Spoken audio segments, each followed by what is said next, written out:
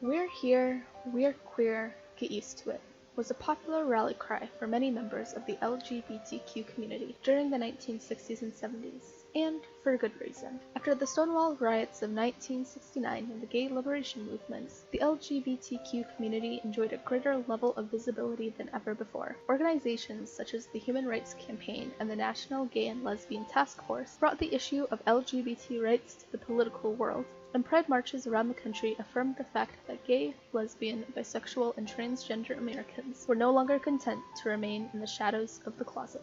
Unfortunately, this success would not last, and many of the important gains won during the past 2 decades would be lost in the coming 2. It all started in 1981, when 5 gay men from Los Angeles were diagnosed with a rare lung infection known as pneumocystis carinii pneumonia, also known as PCP. By the end of the year, over 250 gay men had been diagnosed with PCP or some other form of immune deficiency, and 121 of them had died as a result.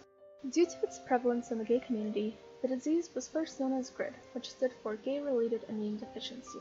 By 1982, however, the disease had spread to heterosexual drug users, and as such, the CDC renamed the disease as Acquired Immune Deficiency Syndrome, or AIDS for short. The disease was not confined to America, however.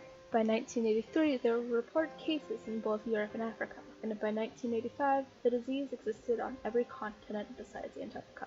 By 1990, nearly twice as many Americans had died of AIDS as those who died in the Vietnam War. Scientists around the world toiled day and night trying to find a cure for the disease, but many other institutions were lackluster at best and downright cruel at worst when it came to support. The religious right, for example, used the death toll to push the claim that the disease was a sign from God, and politicians came together to establish laws prohibiting LGBT individuals from working in the military, giving blood, and immigrating to the United States. At one particular low point, then-President Ronald Reagan's press secretary laughed when asked about the president's tracking of the disease. But as Randy Schultz once wrote, the band played on and the community fought back.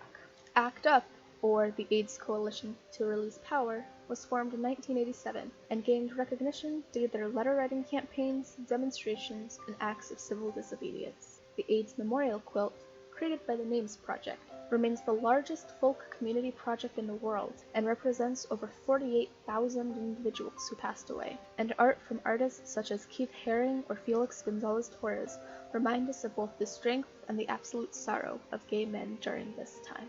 Nowadays, most members of the LGBTQ community live in a time where certain death doesn't await a majority of them. They enjoy a freedom that most people never thought would have been possible. But as we make each stride towards a more progressive and accepting society, it remains vitally important to remember those who we have lost along the way.